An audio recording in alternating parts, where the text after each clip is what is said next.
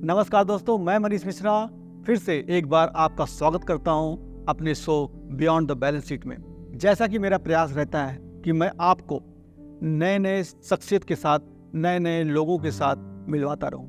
उसी श्रृंखला में आज मेरे साथ हैं Gyanchand Mishra ji, chartered accountant institute के यानी कि सीए इंस्टीट्यूट के काउंसिल के मेंबर भी हैं।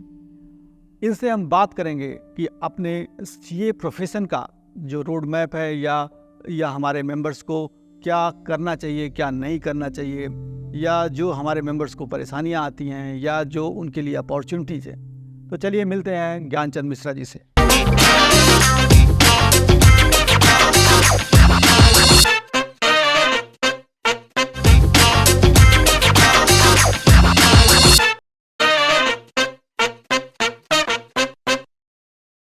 नमस्कार सर। नमस्कार मनीष जी, बहुत बहुत धन्यवाद आपका मुझे बुलाने के लिए।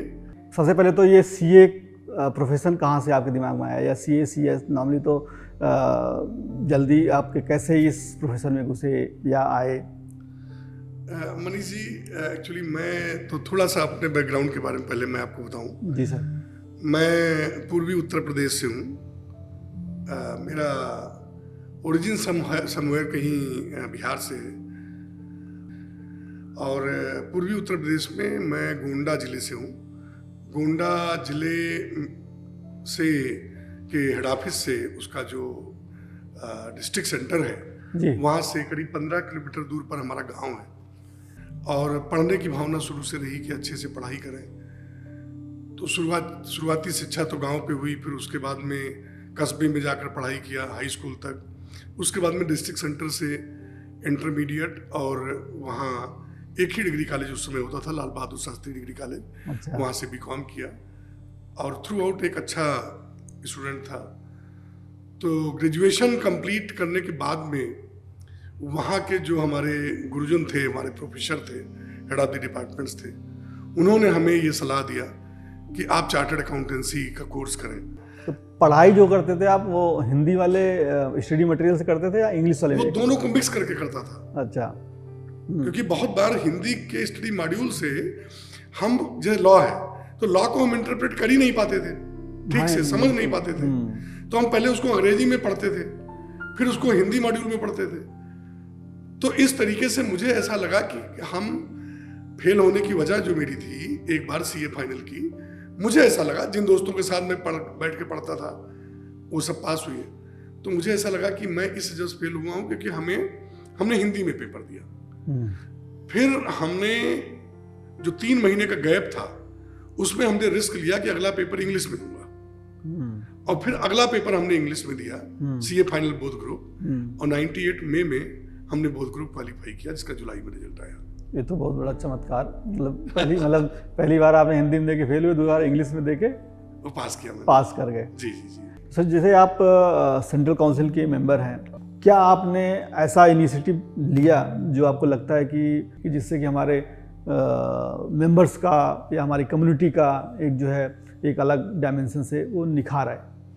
तो आपको तो लर्निंग के बहुत सारा रिसोर्सेज, कैपेसिटी बिल्डिंग के बहुत चीज़ें मिल जाती हैं। समस्या आती है जो मेंबर हमारा कहीं बहुत छोटी जगह गांव में बैठा हुआ है, जहां 10 सीए है, 15 सीए प्रैक्टिस कर रहा है, डिस्ट्रिक्ट सेंटर पे बैठा हुआ है, तो उसको नॉलेज अपग्रेड करने के लिए तो हम लोगों ने पहला प्रयास करा कि मोर एंड मोर पीओईज बनाए जाएं, जिससे कि मेंबर्स का अपग्रेडेशन हो। नहीं, एक चीज़, मतलब एक छोटा सा पॉइंट सर, जैसे कि जब बहुत सारे सीएस का यही होता है ज़्यादातर कि सीए को मार्केटिंग नहीं करना अलाउड है, सीए को एडवर्टाइजमेंट करना अलाउड नहीं है, और वहीं दूसरी तरफ देखते हैं कि मतलब कोई 2 आईटी के बंदे मिलके वो एक अपना वेबसाइट बना लेते हैं। मतलब एक वो जैसे बहुत सारी कंपनियां चल रही होंगी, आपने देखा होगा मार्केट में कि वो पूरा दबा के एडवर्टाइज करते हैं, मार्केटिंग भी करते हैं, और वो उनके अंडर में सीएस को काम करना पड़ता है।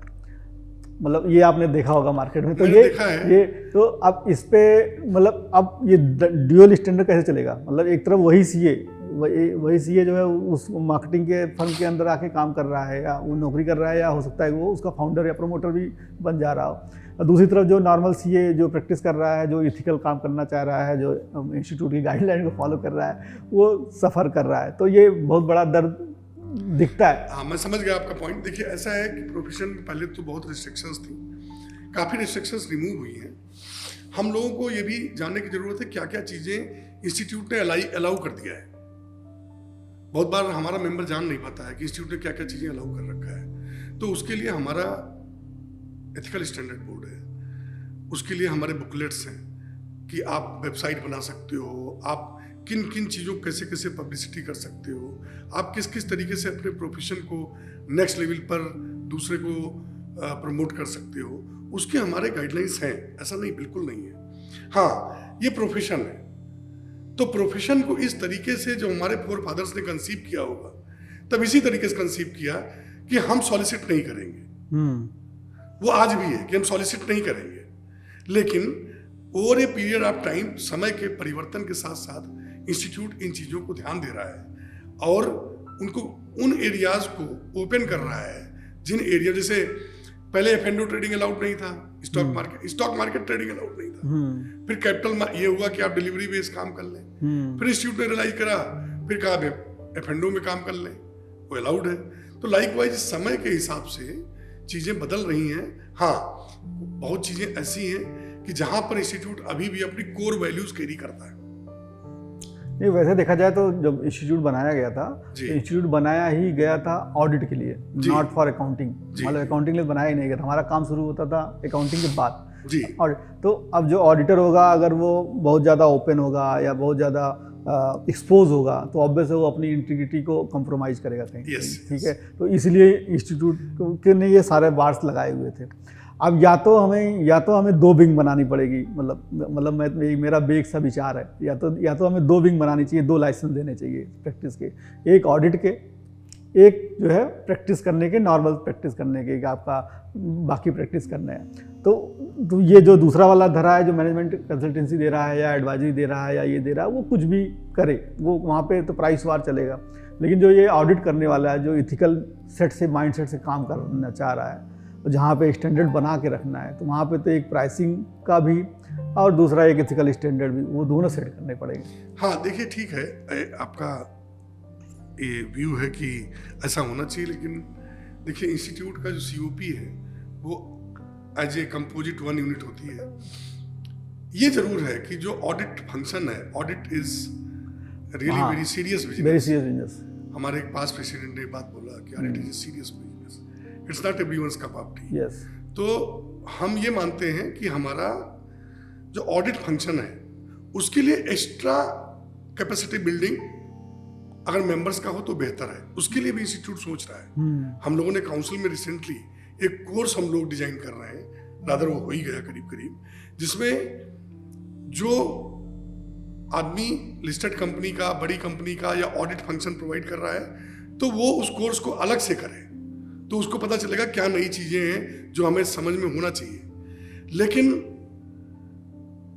अगर हम अपनी कोर वैल्यूज से कंप्रोमाइज करने की सोचे कि नहीं, हम ओपन सॉलिसिट करेंगे, ओपन एडवर्टीजमेंट करेंगे, तो प्रोबेबली अभी उस पर इंस्टीट्यूट का रिस्ट्रिक्शन जारी रहेगा। क्योंकि प्रोफेशन जैसे आपने बोला, जिस इंटीग्रिटी की जरूरत है के लिए इस समाज के लिए बनाया गया, वो हमेशा कंटिन्यू करेगा। और सर, जैसे कि एक वैसा क्वेश्चन है जो कि पता नहीं आप जवाब दोगे कि नहीं, जैसे कि बिग 4 है, मतलब बिग 4 कहते हैं हमारे यहाँ पे कि बिग 4 है, तो इंडियन बिग 4 क्यों नहीं बन पा रहा? ये आपने मनीष जी ऐसा क्वेश्चन किया है जिस पर ना केवल आपका बल्कि हमारे देश के माननीय प्रधानमंत्री मोदी जी ने भी 2017 में ये बात बोला था कि बड़ी अकाउंटिंग फर्म्स इंडिया की बने।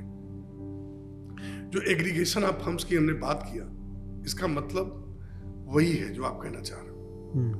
बड़ी फर्म्स के लिए अब इंडिया गेयर अप हो रहा है और वो समय दूर नहीं होगा, अगले 5 से 10 साल में, जब आप इंडियन फर्म्स को देखेंगे जो इंटरनेशनल लेवल पे अपनी सर्विसेज प्रोवाइड कर रहे होंगे। तो हम बिग 4, बिग 10 की डिफिनीशन में हम नहीं जाएंगे, हम सिर्फ इस डिफिनीशन में जाएंगे, time ahead is not so far when the firms originated in India, they will serve globally with the best of the professional ethics, competence and values. मतलब इसमें खाली ये प्रॉब्लम क्या आती है सर ना, जैसे कि जो जितनी लिस्टेड कंपनियां हैं या जहाँ स्टार्टअप्स में फंडिंग हो रही है, तो यहाँ पे जो पीछे जो इन्वेस्टर होता है, मतलब जो इन्वेस्टर होता है या जो डिसीजन मेकर होता है, वही कहता है कि भाई E&Y के मतलब जो भी बिग फर्म जो भी है उनको ही आपको रखना है, तभी हम आपके साथ काम करेंगे। तो उन लोगों की मजबूरी है, तो वो नीचे जो इंडियन फर्म हैं उनको नहीं करते हैं। तो मतलब कहीं ना कहीं एक लॉबिंग टाइप का क्रिएटेड है। हाँ, वो देखिए असल में क्या है कि बिल्कुल जो आप कह रहे हैं, कहीं ना कहीं मेंबर्स को एट लार्ज बहुत चीज़ों का सामना करना पड़ता है, लेकिन अब इन चीज़ों को प्रैक्टिकली आप तभी डील कर पाओगे जब खुद अपने आप को बड़ा करो। जी बिल्कुल। तो हमें बड़ा करना पड़ेगा, उसके लिए इंस्टीट्यूट प्रतिबद्ध है, काम कर रहा है कि हमें फर्म्स को बड़ी करना। नहीं सर, आपसे बात करके सर बहुत अच्छा लगा। मतलब आपने बड़ी अच्छी अच्छी चीज़ें बताई। एक तो आपके जो आपने बताया कि आपने सीपी कम्युनिटीज़ को इस्टेब्लिश करने में, कैपेसिटी बिल्डिंग में एक मुख्य भूमिका निभाई, इंसॉल्वेंसी प्रोफेशन को जो एक लाइट देने के लिए एक टार्च बीरर की तरह काम करने की कोशिश कर रहे हैं आप।